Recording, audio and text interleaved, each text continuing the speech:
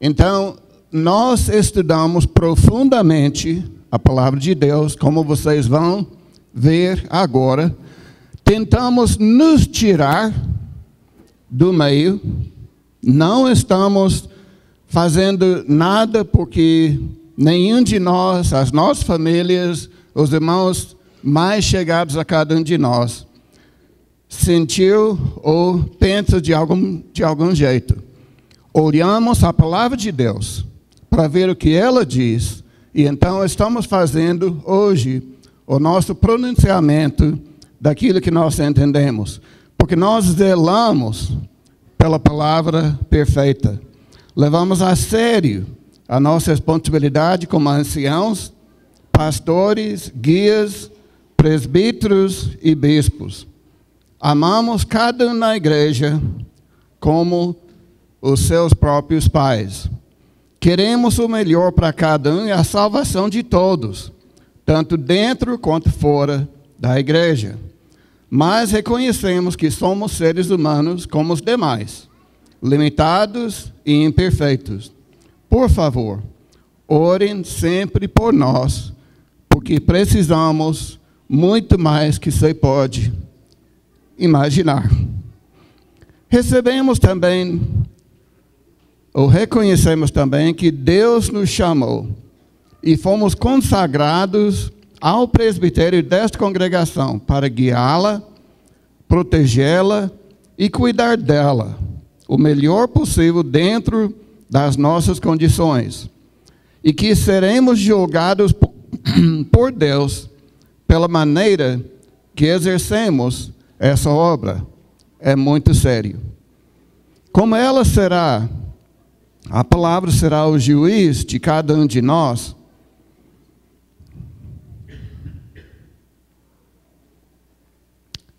os presbíteros, ela será o seu também. Zele pela palavra e obedeça a ela da forma melhor possível. Cada um individualmente será julgado por Cristo, como ela diz em Atos 17, 30 e 31, e isto pela palavra que ele recebeu do Pai. João 12, 48 a 50. Por favor, preste muita atenção a tudo que será lido e falado hoje neste sermão do presbitério. Este sermão pode ser recebido por e-mail. Para recebê-lo, mande, por favor, um e-mail para um dos presbíteros e ele te enviará. Reconheça que não podemos lembrar de todos, não queremos falhar com ninguém. Então, se você quiser receber, pode mandar o e-mail para nós e responderemos com a cópia daquilo que nós estamos lendo e falando aqui hoje. Se você não tem e-mail e gostaria de receber uma cópia impressa, pode ligar à secretaria e pedir, e ela será providenciada. O presbitério da Igreja de Cristo no centro de Belo Horizonte ama a todos os irmãos com o mais sincero amor e dedicação fundamentada no grande amor e misericórdia que aprendemos com nosso Senhor Jesus Cristo, o nosso supremo pastor, conforme está em sua palavra, a Bíblia Sagrada. Estejam certos disto, amamos vocês, e a nossa esperança é que estejamos juntos desde agora, por toda a eternidade, no céu, com o Senhor Jesus Cristo.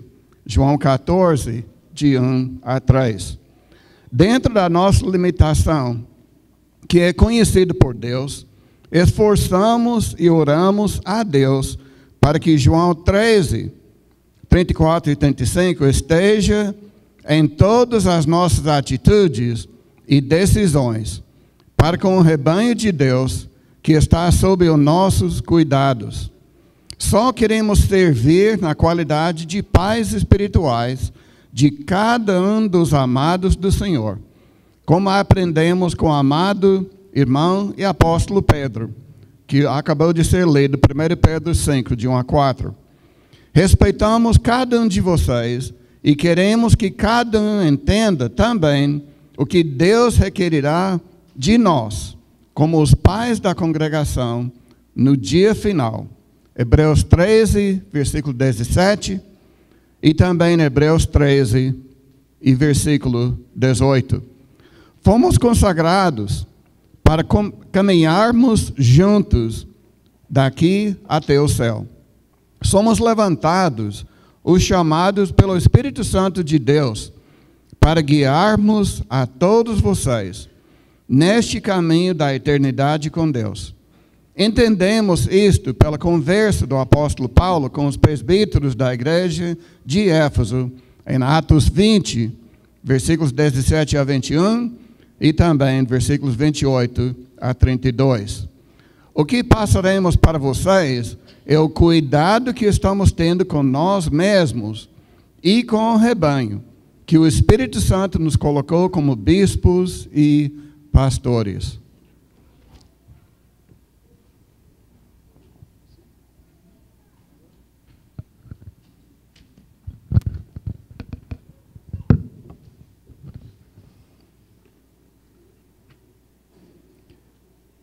A nossa visão e ensinamento.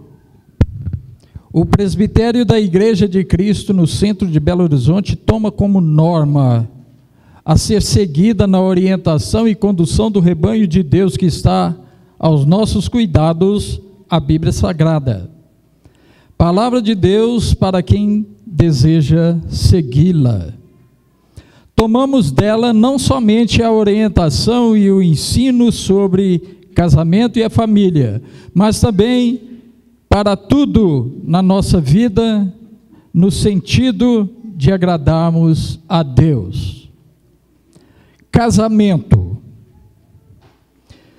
Como o vemos na Bíblia, é a união de um homem e uma mulher, e pela sabedoria divina se tornam em uma só carne.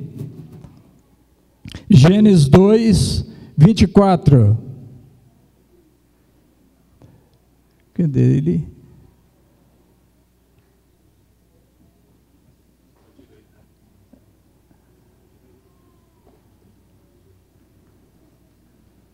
Não está funcionando? Ah! Essa tecnologia e eu não... Aí.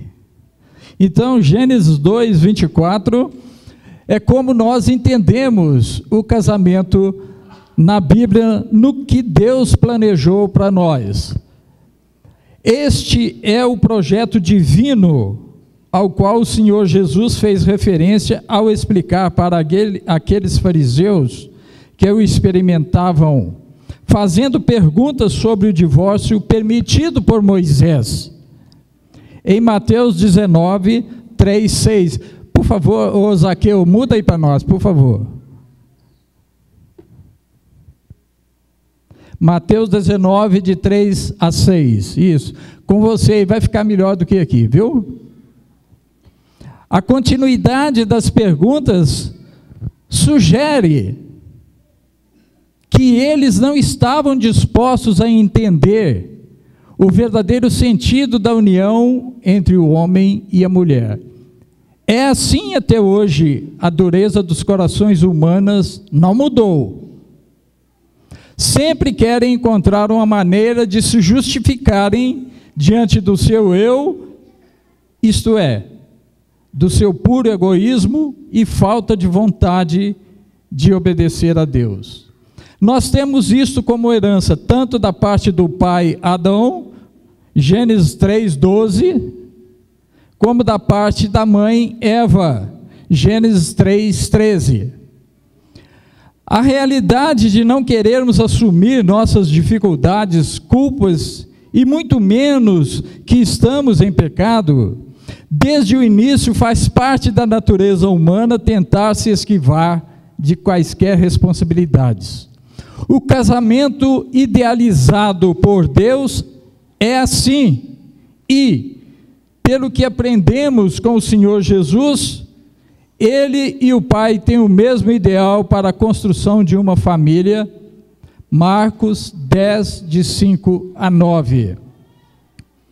Reparem que o assunto é tão fervente que quando eles chegaram em casa, o tema voltou à pauta, em Marcos 10, versículo 10, onde Jesus é muito claro para explicar aos seus discípulos nos versículos 11 e 12.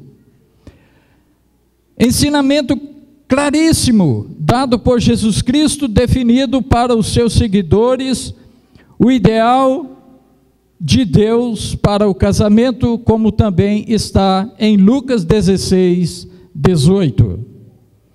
É por isso que nós, deste presbitério, entendemos e colocamos para a igreja que o discípulo de Jesus Cristo não pode ter a sua vida pautada pela permissibilidade do Moisés, mesmo porque a lei e os profetas vigoraram só até João.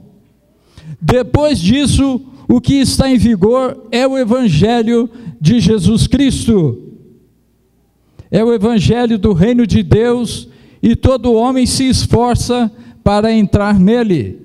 É como está em Lucas 16, 16.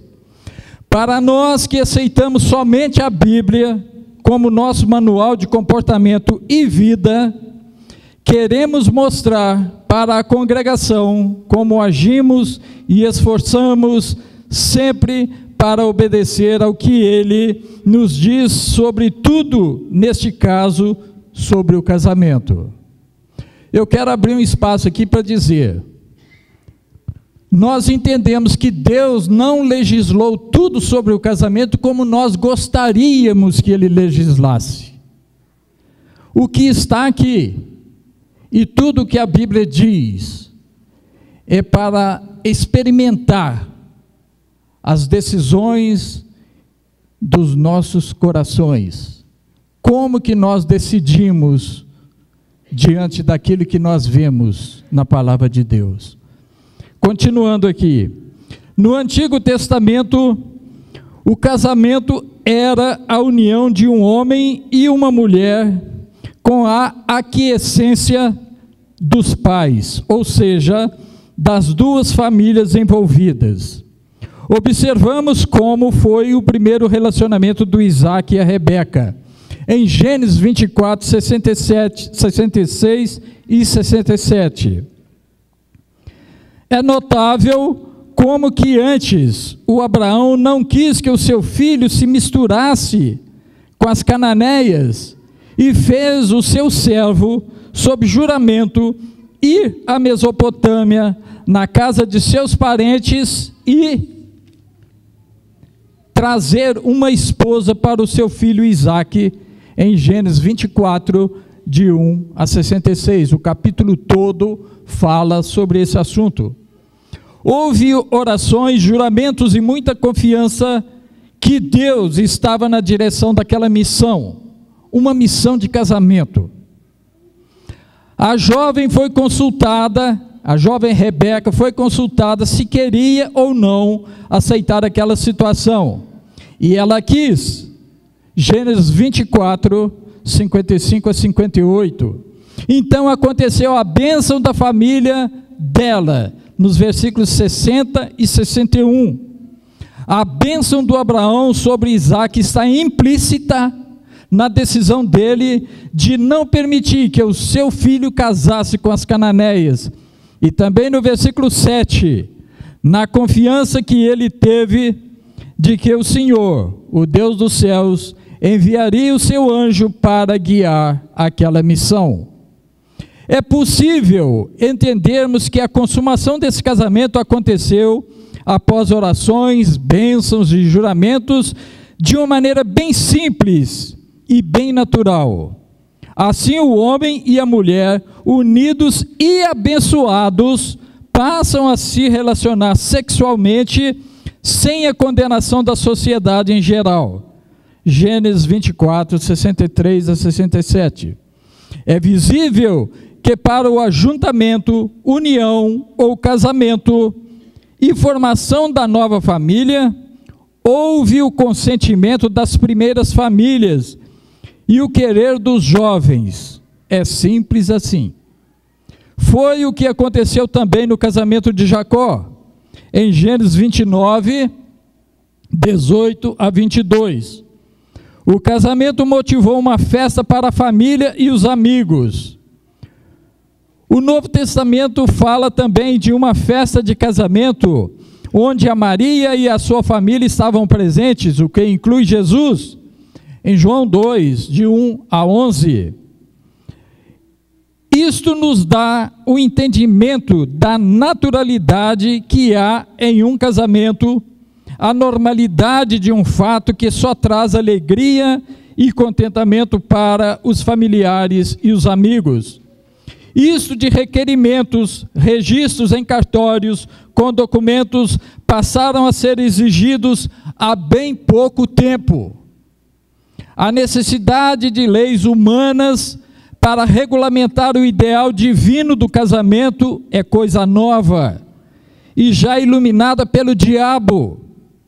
Assim que começou a falta de conhecimento da palavra de Deus e, consequentemente, o desrespeito a ela, foi que começaram a introduzir várias legislações elaboradas por homens pecadores e sem Deus na vida, promíscuos que só pensam neles próprios. Nós sabemos que muitos irmãos já devem estar pensando naquelas passagens de 1 Pedro, capítulo 2, versículos 13 a 17, sobre a sujeição às instituições humanas, respeito às autoridades que são colocadas por Deus, 1 Timóteo 2, de 1 a 3, Romanos 13, 1. Reconhecemos e procuramos obedecer a estas leis dos governantes humanos e encorajamos os irmãos a fazerem o mesmo. Mas ficamos muito intrigados, porque só ouvimos os irmãos falarem destes textos mandatários sobre a obediência às leis humanas quando o assunto é casamento. Inúmeras vezes ouvimos isto: é preciso obedecer às leis dos homens, mas isso somente quando o assunto é casamento. Nós temos que obedecer às leis humanas para pagamento correto dos impostos, temos que obedecer às leis humanas para as regras de trânsito, e aliás, nenhum cristão nunca foi multado, né? Nenhum, nunca foi multado. Desrespeito à lei de Deus. Há uma severidade enorme para que se obedeça na íntegra a tais leis quando falamos em casamento. A lei dos homens sobre o casamento entra em choque com a lei de Deus. E se gostamos de falar daquela resistência de Pedro e João às imposições dos guias do judaísmo, a pregação deles sobre o Evangelho de Jesus Cristo, em Atos 4, 18 a 20 e Atos 5, 28 a 29, eles permitiam o divórcio e o novo casamento quantas vezes quisessem. As nossas leis dos homens permitem e reconhecem a união estável como casamento, e tanto pode ser de um homem com mulher, como de homem com homem, de mulher com mulher. Atitudes abomináveis a Deus, se viverem juntos por no mínimo 2 anos, tem conformidade de casamento na lei dos homens. Na semana, aí de uma semana entre os dias 20 e 26 de maio, não lembro exatamente o dia, mas nós ouvimos que foi noticiado uma pressão que está sendo feita no Congresso brasileiro, para que seja aprovada a lei que admite o casamento plural, sem distinção de sexo e quantidade. Misericórdia, Senhor! Então, é melhor nós aceitarmos o que Deus idealizou e ensinou na sua palavra desde o início no Antigo Testamento, e agora no Novo, que está ensinado pelo Mestre Jesus, Mateus 19, de 4 a 6. E também Marcos falando sobre isso. O apóstolo Paulo, ensinando aos Efésios o ideal de Deus sobre o casamento, diz as palavras de Efésios 5, 21 a 33. O versículo 31. E a repetição, que é a repetição de Gênesis 2, 24. O divórcio. Oramos e estudamos muito este assunto. Como o Edson já disse aqui, nós não somos perfeitos, mas nós buscamos a perfeição. Nós temos limitações. E agora, oramos e estudamos muito esse assunto sem a interferência das nossas opiniões, sem interferência da nossa vontade, sem os nossos sentimentos, nem mesmo para contornarmos as situações já existentes aqui no nosso meio. Isso está passado. Isso passou. A partir de agora, o contexto sobre o divórcio à luz da Bíblia não é um ensinamento popular e agradável para muitas pessoas, porque não há facilidade nas respostas, porque Deus não legislou como nós queríamos que fosse legislado, mas está, como diz o amor dele para a igreja dele. Por isto, até então não havíamos falado nada a respeito, porque sabíamos que algumas perguntas ou várias questões seriam afloradas diante da exposição do assunto dentro da palavra de Deus. Durante anos, esperamos pelo encorajamento e a decisão de Deus para nós. Tudo em nossos dias requer a velocidade da internet, e tudo tem aumentado na mesma velocidade, e o divórcio tem acompanhado este segmento com a mesma intensidade. Talvez por isso nós não gostamos de falar sobre o assunto, porque implica responsabilidade sobre as respostas e essas perguntas que normalmente são feitas para nós. Por que o cristão não pode divorciar? O que está errado com o novo casamento? Ah, mas Moisés autorizou da carta de divórcio. Quem casa de novo comete adultério contínuo. Um casamento sem amor não é pior do que um divórcio. São os tipos de conversas e perguntas que nós enfrentamos. A resposta para essas e outras perguntas indigestas, as soluções para tais casos entram em controvérsias que geram polêmicas infindáveis e, geralmente, poucos irmãos querem se envolver nesses assuntos, por temerem ou por insegurança sobre o tema. Mas o assunto sobre divórcio, por causa da sua proliferação, requer dos guias da Igreja de Deus uma resposta urgente à luz da Bíblia. Como já dissemos, deixamos de lado as nossas opiniões e os nossos sentimentos. A nossa fonte é a Bíblia. Estão de fora o que outros já falaram, fizeram ou ainda fazem. Ficam fora também os procedimentos denominacionais. Estão fora. O nosso próprio eu também está fora. Agora, o Maurício vai ler sobre a palavra de Deus. Nós confiamos plenamente que a palavra de Deus é infalível e totalmente competente para que a igreja dele esteja satisfatoriamente preparada para entrar no céu, onde ele vive e é soberano. As mesmas coisas que ele ensinou no passado, ensina agora também, sem nenhuma variação. A palavra de Deus é a mesma, e ela não muda. Tiago 1,17, Hebreus 1:11 e 12,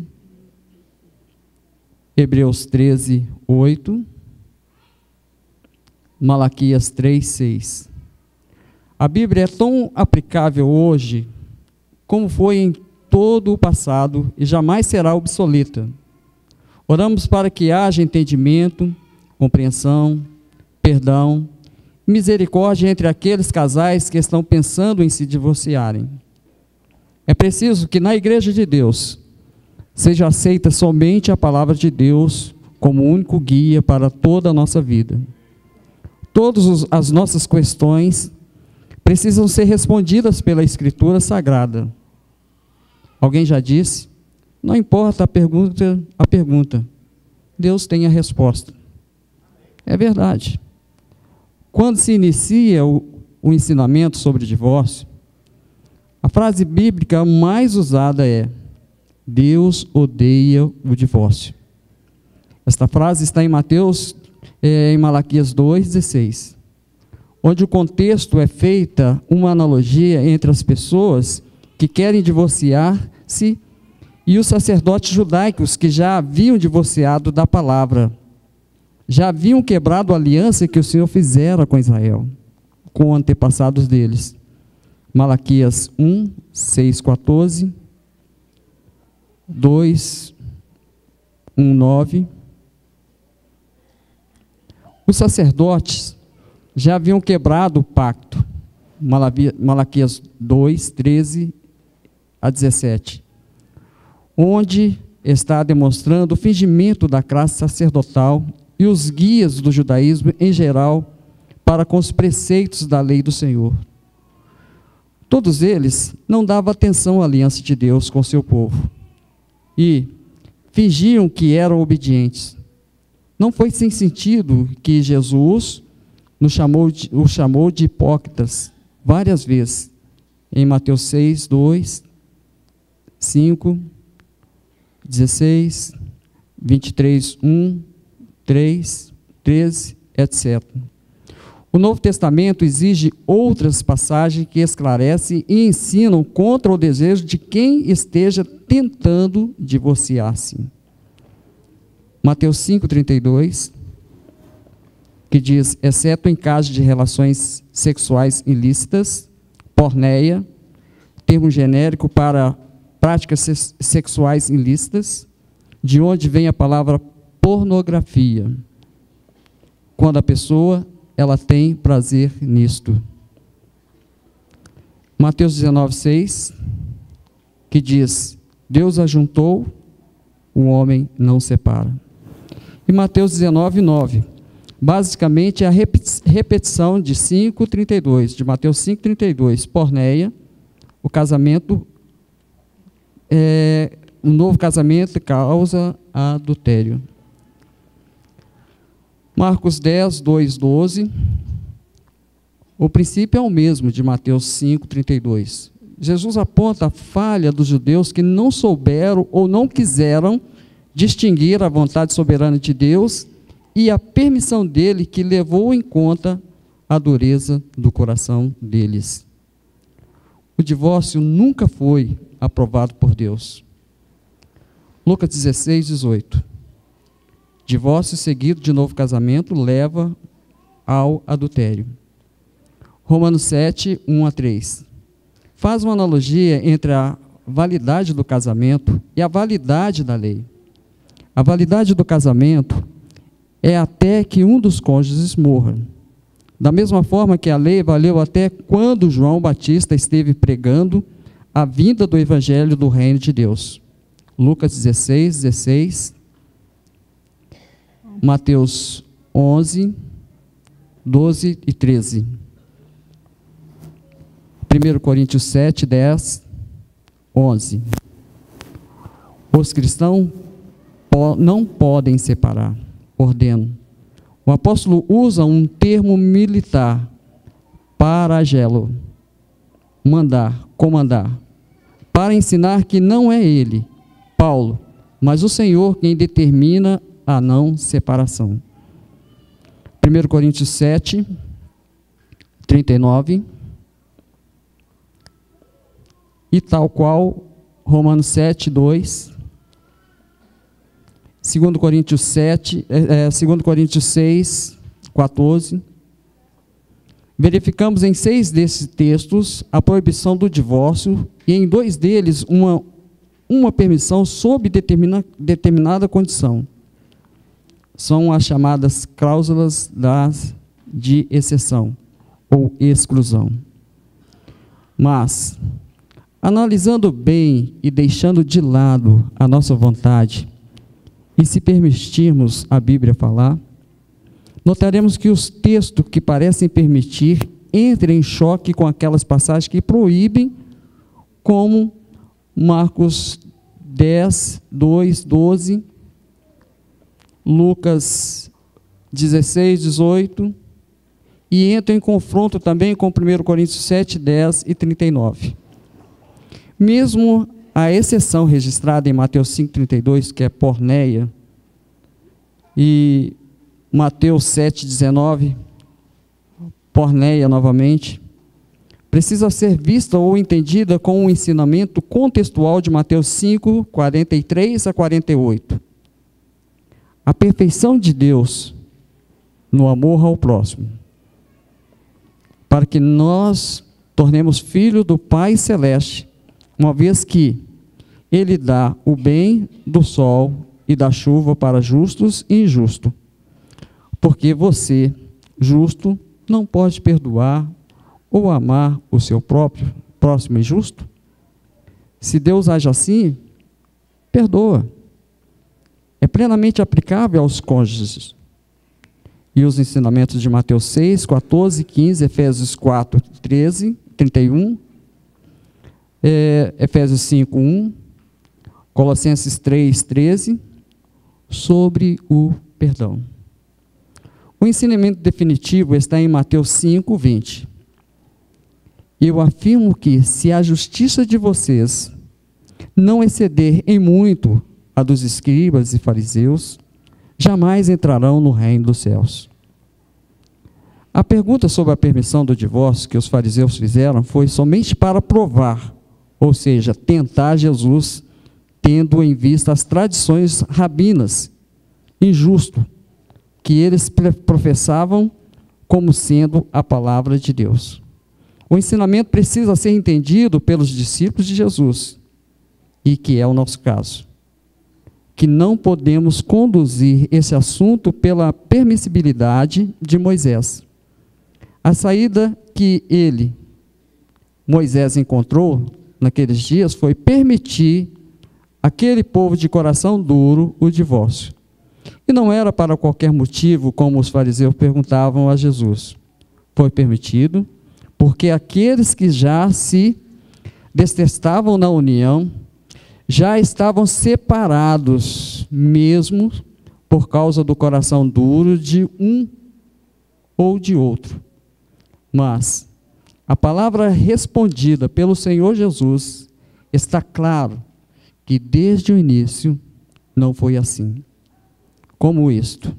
Ele ensina que nos dias da nova aliança, no seu sangue, o consentimento do Moisés para o divórcio não tem valor algum.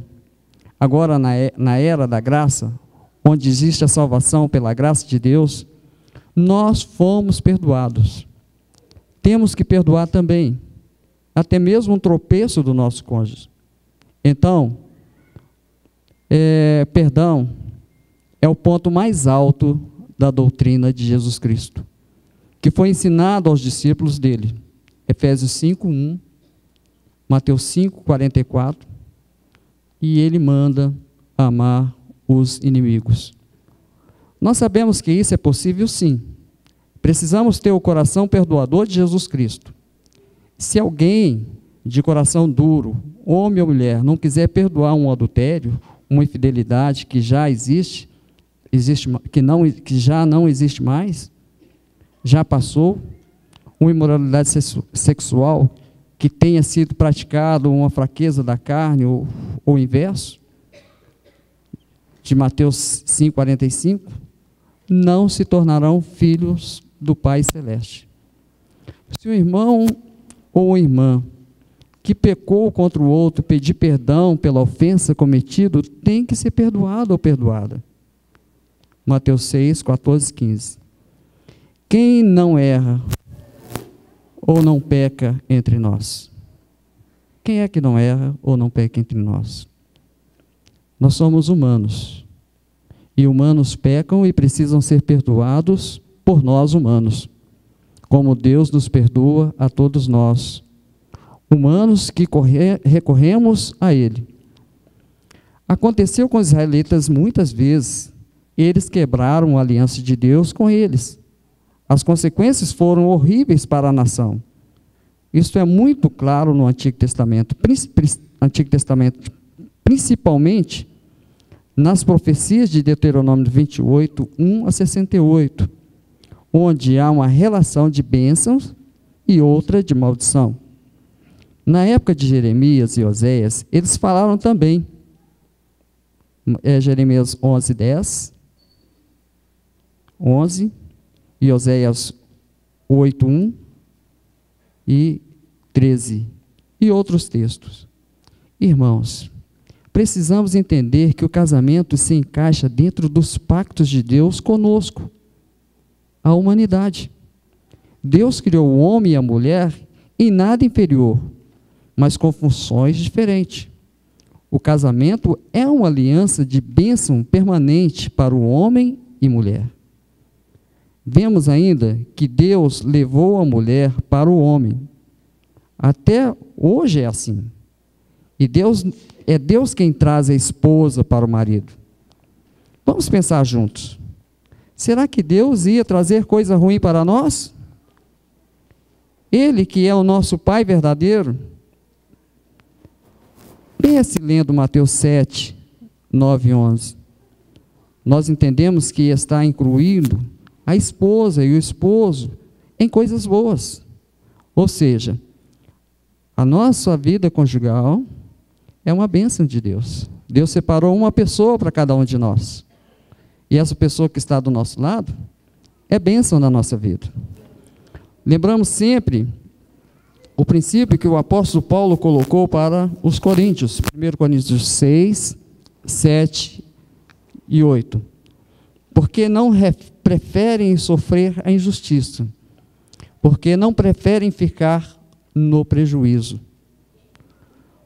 Por onde anda a nova criatura?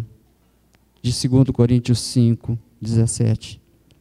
Pois bem, se alguém tem o coração duro, ao ponto de não querer entender o perdão de Jesus, perdão que Jesus ensina com a sua própria vida, ele está dizendo que o divórcio concedido por Moisés na antiga lei não pode vigorar na nova lei, fundamentada no sangue dele.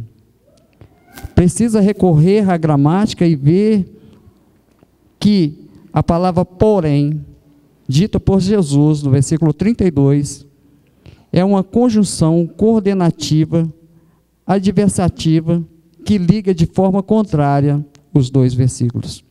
Mateus 5, 31 e 32. Isto quer dizer que as palavras de Jesus, no versículo 32, são contrárias às palavras propostas no versículo 31. A conjunção adversativa, porém, está mostrando que a permissão na lei dada por Moisés, que permitiu o divórcio, Jesus é contrário a ela. Jesus é adverso a tal permissão. Jesus sabia que a lei ainda estava em vigor, mas o ensinamento é que o adultério continua sendo adultério e é pecado. Agora o nosso presbítero Márcio vai fazer a outra parte.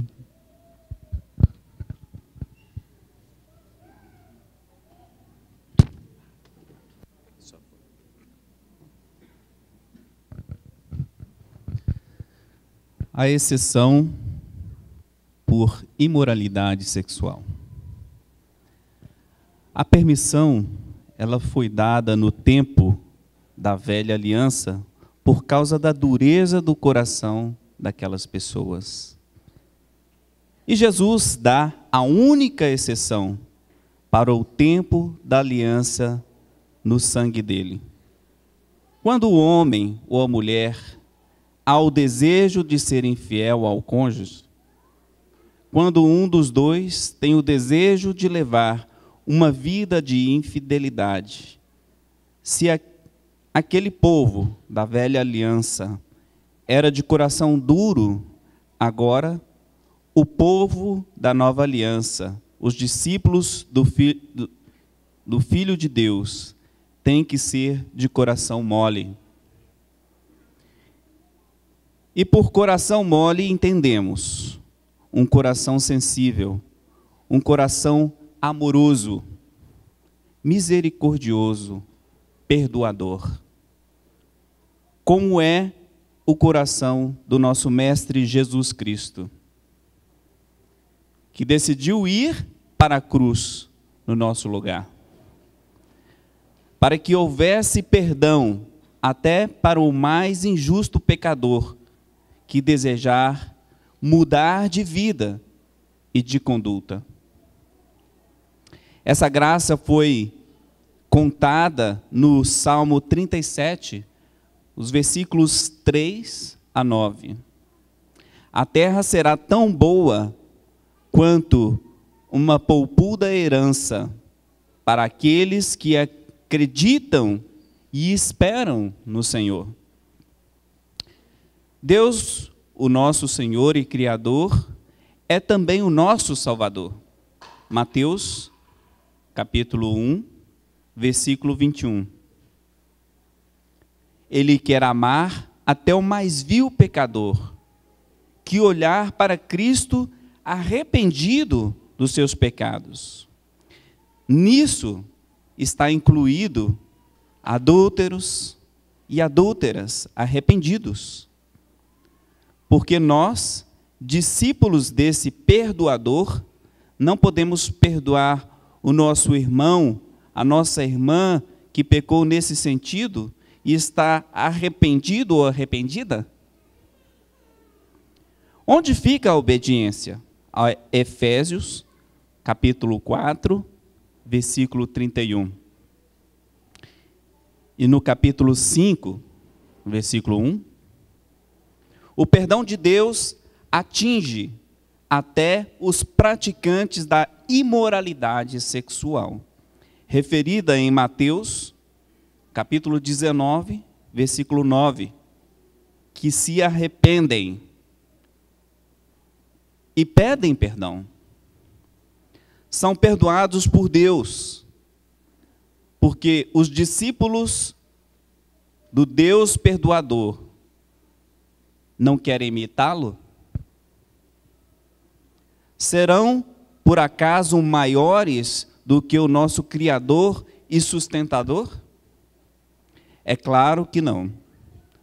Saibamos todos que Deus tem o coração mole. Ele nos ama, como está lá em 1 João, no capítulo 4, versículos 19 ao 21. Se amamos a Deus, temos que amar o irmão ou a irmã. E amar inclui perdoar. Quem de nós que nunca violou? Mateus, capítulo 5, 28. Tanto o irmão quanto a irmã. Quem garante que o nosso cônjuge nunca adulterou assim? Que Deus continue renovando sua misericórdia diária para nós. Lamentação, capítulo 3, versículos 22 a 23. O irmão Almeida vai continuar. Oi, irmãos, um pouquinho de paciência, porque é só hoje, uma vez na vida, vocês vão ficar um pouquinho mais aqui, mas é para a honra e glória de Deus, tá bom? Novo casamento. Este tema tem feito a humanidade caminhar, como disse o irmão e professor Glover Shipp, em seu livro, Casamento é uma aliança, não é um contrato. Caminhamos bastante desde a criação, mas quase todo o caminho foi ladeira abaixo. As sociedades humanas têm despencado ladeira abaixo nos últimos tempos, com mais velocidade ainda. No que se refere novo casamento após abandonar o primeiro cônjuge, é preciso saber que a analogia feita pela palavra de Deus em Malaquias 2,16, onde diz que Deus odeia o divórcio, lamentavelmente Deus está falando que sabe que os sacerdotes já haviam divorciado, os sacerdotes já haviam quebrado, rompido com a aliança feita com os antepassados. Pelas palavras do profeta, Deus está condenando a séria ruptura do compromisso do casamento do sacerdote com a lei de Deus. Para Israel, disse Deus: o que os teus lábios prometeram, faça tudo para cumprir, pois a sua boca o disse, livremente o voto ao Senhor. Deuteronômio, capítulo 23, versículo 23. Para o cristianismo, diz o Senhor Jesus, seja o seu sim, sim, e o seu não, não. O que passar disso vem do maligno. Mateus 5,37. Palavras praticamente repetidas por Tiago ao ensinar sobre o julgamento no capítulo 5, versículo 12. Agora pense, você que casou e naquele dia você disse até que a morte o separe. E agora, antes da morte, você quer separar. Onde está e como fica o que os seus lábios falaram livremente? Onde está a sua obediência ao seu sim, sim e o seu não, não? Nunca esqueça o que Jesus diz: o que Deus uniu não separe o homem. Marcos 10, 9. O apóstolo Paulo, colocando ordem nas confusões sobre o relacionamento em Corinto, na Grécia, ensina em 1 Coríntios capítulo 7, versículos 10 a 11, a não separação. E se mesmo assim acontecer, lá está escrito que não se case novamente. Até mesmo nos casamentos mistos já existentes, os casamentos com diferença de crença, não deve haver separação. 1 Coríntios 7, 12, 13.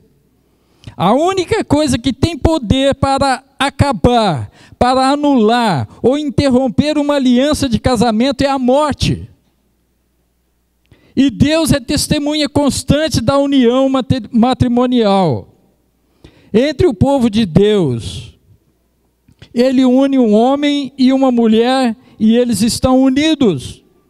Somente Ele pode separá-los. E isso acontece só com a intervenção da morte para os cônjuges.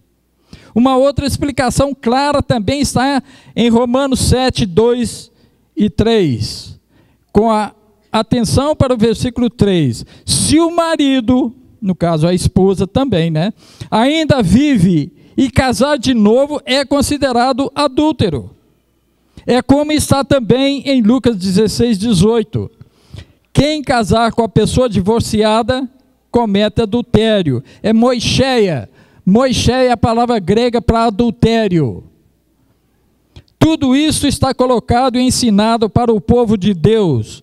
Não é para o povo do mundo. O mundo não quer saber de Deus. Na atualidade, é para os discípulos do Filho de Deus, o misericordioso, amoroso e perdoador, Jesus Cristo. Irmãos, nós vamos ler agora a grande questão.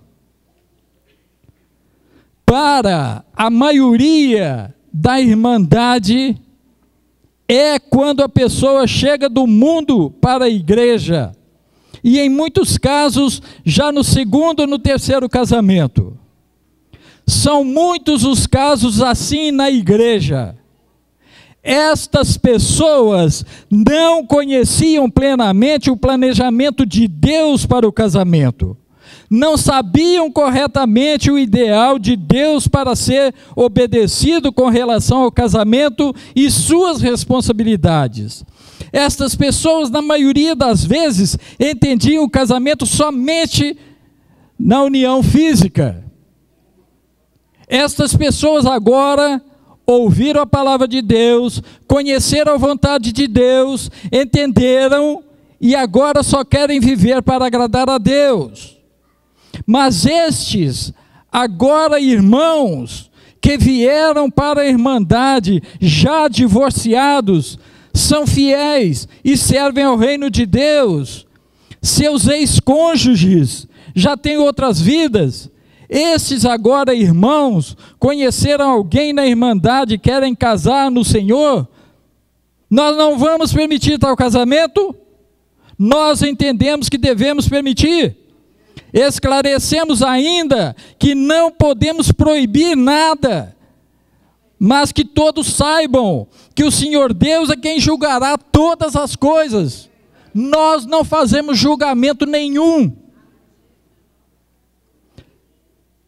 Todos nós vamos comparecer diante do tribunal de Cristo para prestar contas de tudo que fizermos. 2 Coríntios 5:10, Romanos 14:12. O apoio para o nosso entendimento é a frase bíblica de grande significado para os casos de desconhecimento do Deus vivo. Deus vivo que criou todas as coisas. Em Atos 17, versículo 30, Deus não levou em conta o tempo da ignorância. Foi quando o apóstolo Paulo falou para os atenienses sobre o Deus desconhecido para eles. Eles não conheciam aquele Deus que o apóstolo Paulo pregava. Agora, porém, a conjunção coordenativa adversativa notifica a todas as pessoas por toda parte, o que inclui Belo Horizonte, que se arrependam. Sabemos que cada caso é um caso e todos serão avaliados pelo presbitério. Todos os casos são avaliados pelo presbitério. Já ouvimos muitas opiniões assim. Eles têm que separar ou voltar para o seu primeiro cônjuge. Mas um deles já tem outra família com filhos.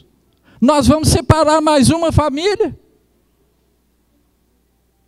De jeito nenhum. Nós vamos destruir mais uma família? Não vamos. Não vamos. Quantos são os casos em que um dos cônjuges separados nem quer ouvir o nome de tal pessoa mais?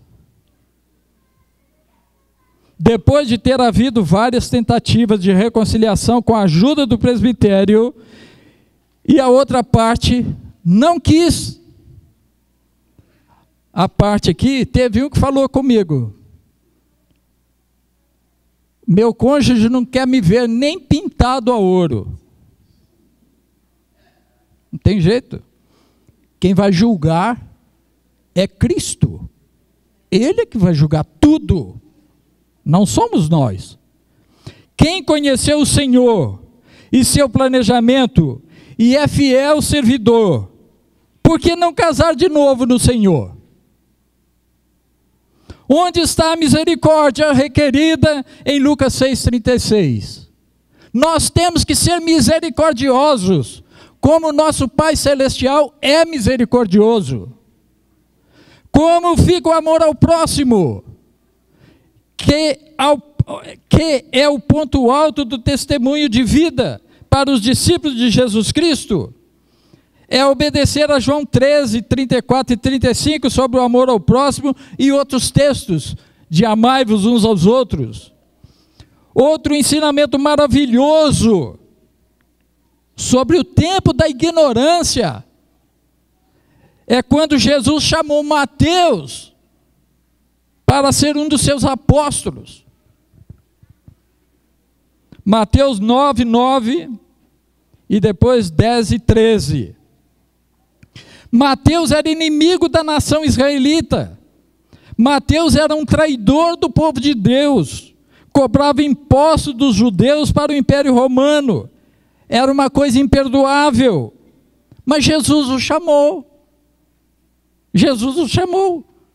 Precisamos ver e aprender a vontade de Deus e aplicar a misericórdia dele. É o que ele tanto ensinou na prática e deseja que os seus discípulos o sigam. Que sejamos como ele é. Lucas 6, 36, Mateus 18, 33, Tiago 2, 13. E essa passagem de Tiago, ela diz algo fundamental. O juízo é sem misericórdia para quem não usou de misericórdia. O juízo é sem misericórdia para quem não usou de misericórdia. Que Deus nos ajude para que nós não cometamos injustiça, que nós não sejamos, que não falte em nós a misericórdia de Deus. O apóstolo Paulo, uma outra situação do povo de Deus. O apóstolo Paulo fala da sua situação no tempo da ignorância do Paulo. 1 Timóteo 1, de 12 a 16.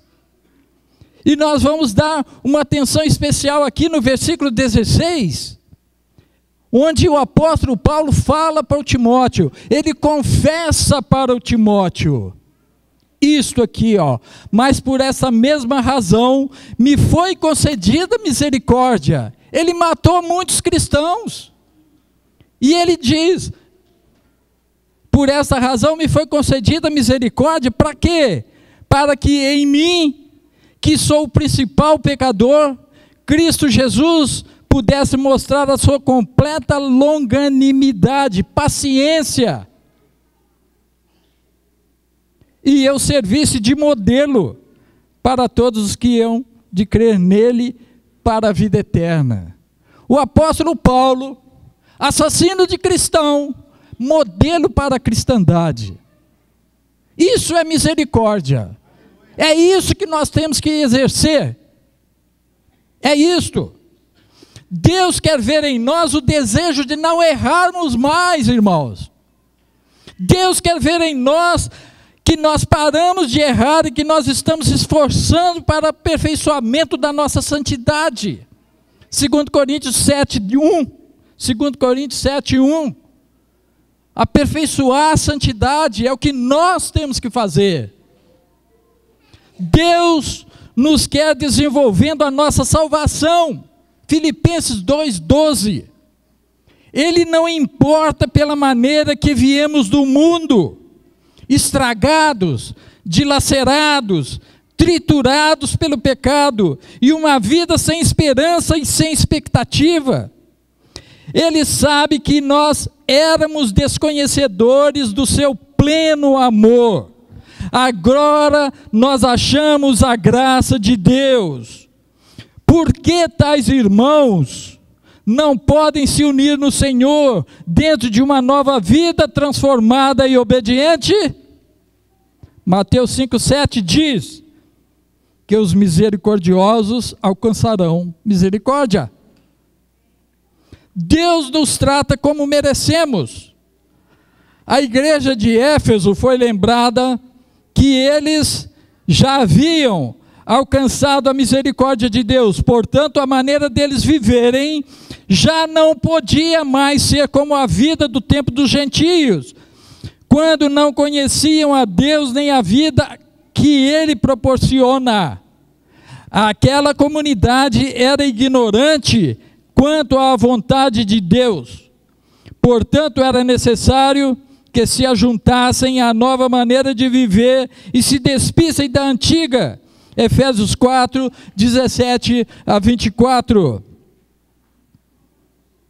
Renovar o modo de pensar e se revestir das novas criaturas criadas pela justiça de Deus em santidade, que vem da verdade. 1 Pedro 1, 3 e 2, 10. Se voltarmos ao Antigo Testamento, veremos o profeta Oséias dizendo para Israel que Deus quer a misericórdia e não as formalidades dos sacrifícios. Conhecer Deus é melhor do que queimar animais. Ele disse lá no Velho Testamento, Oséias 6,6, Miqueias 6 até o 8. O sistema legalista imposto pelos rabinos ao povo não agradava a Deus. Quem entra para a igreja de Deus em situação fora do planejamento dele para o casamento, porque não sabia, porque era ignorante, não conhecia, merece a nossa misericórdia e não o nosso julgamento. Nós entendemos que o batismo perdoa pecados e que não tira as consequências do pecado, mas dá a condição à pessoa de caminhar em nova vida diante de Deus, de ser nova criatura. Romanos 6,4, 6, 7, 6, 2 Coríntios 5, 17, Colossenses 2, 13, Efésios 4, 24. Nós entendemos que é preciso compreender a situação de cada irmão ou irmã que chegaram divorciados diante dessas passagens da Bíblia Sagrada. Nós estamos cientes que haverá discordância de alguns que estão aqui ouvindo, haverá discordância, ira. Tem gente aqui que vai ficar irado de outros, e até mesmo tem alguém aqui que já quer sair. Alguém vai querer sair daqui por causa disso, depois de hoje. Mas não temos que ter medo de nada. Nada. Se nós estamos dentro dos textos sagrados, sem torcê-los, para eles dizerem o que nós queremos, não estamos assim.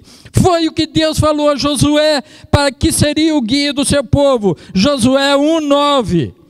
E Mateus 28:20 é para nós a mesma coisa. Nós não precisamos ter medo. Deus está vendo o que nós estamos fazendo. Deus está conosco. Deus está nos abençoando. No amor não existe medo. 1 João 4,18, o perfeito amor lança fora o medo. No amor não existe medo. Nós temos em Hebreus 4,16 o que é animador para todos nós quanto à aproximação do trono da graça, confiantes que receberemos misericórdia e encontraremos a graça que nos ajuda nos momentos de dificuldade. Está acabando, irmãos. Portanto, nós repetimos: se algum irmão ou irmã entrando para a igreja e seja divorciado ou divorciada no tempo da ignorância, e se encontrou uma irmã ou irmão desimpedido ou desimpedida que queira, mesmo que tenha chegado em igual situação de divórcio, mas agora arrependidos e convertidos, são fiéis servos do Senhor, e quiserem casar, nós entendemos por tantas passagens que nós vimos, e entendemos a misericórdia de Deus, e que vivemos pelo amor de Deus, devemos abençoar a nossa união, em nome da misericórdia de Deus, para com quem já arrependeu dos seus erros e se converteram.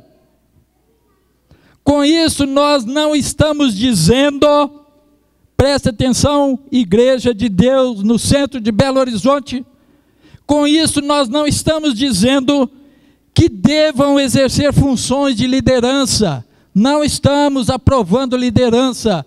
de quem aqui chegou dessa forma, à frente do rebanho de Deus, mas podem servir muito bem ao reino de Deus sem que sejam expostos como exemplo.